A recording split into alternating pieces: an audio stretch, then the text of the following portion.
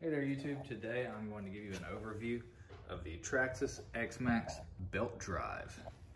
So, this is a belt drive with an upgraded motor. You can get one that's pretty close to stock.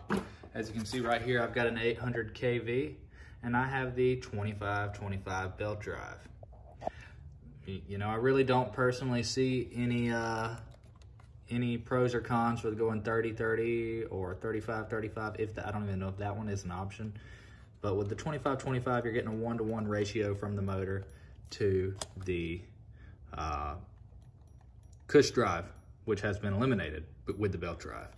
So it's just a straight shaft coming off of the bottom pulley here, all the way down to the drive gear that goes to the center diff.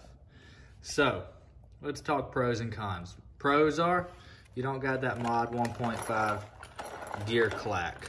That's a big one. So cons are, might not last as long. I've got some pretty good speed runs on here, but I don't have any bashing. This is definitely not gonna hold up to bashing like gears will. I imagine I'm gonna get some pretty severe belt stretch. But the pro to that is belts are extremely cheap to replace.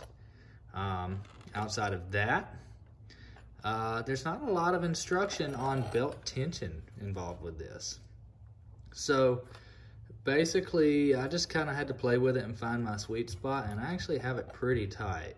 I didn't like pry on it with a screwdriver or anything, but I pretty much used the weight of the Xmaxx holding down on it in order to get this tension.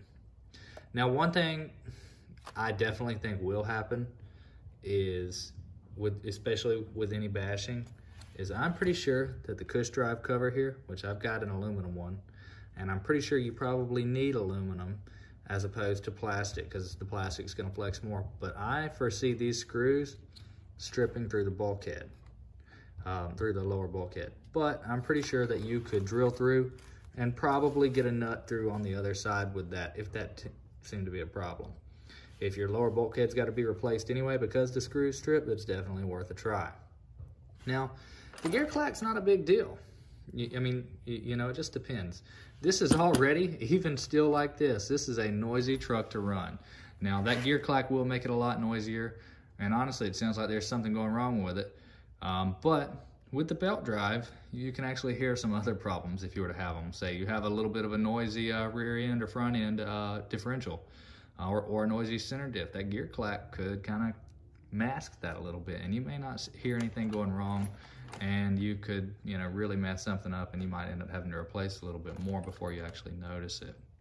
Now, overall, the belt drive is a much cheaper alternative, a lot easier to get than gears, and I mean, it is hard to get gears nowadays.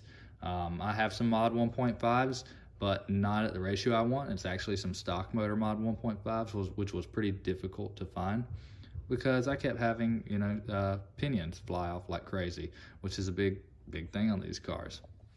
But overall, this is the B&M belt drive, and it's definitely not a bad deal, guys.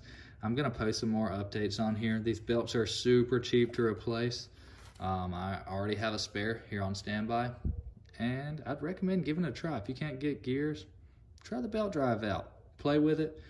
You know, I haven't heard anything particularly bad about it. It's obviously not going to hold up to bashing, but when it doesn't, you just pop another belt on. So, hope you guys enjoyed this little video of the Xmaxx belt drive.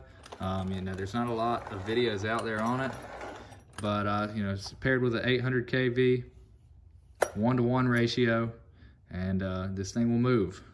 Right now, I GPS'd it at around 65 miles per hour. So that's a lot for an Xmaxx. But hope you guys liked it. Thanks.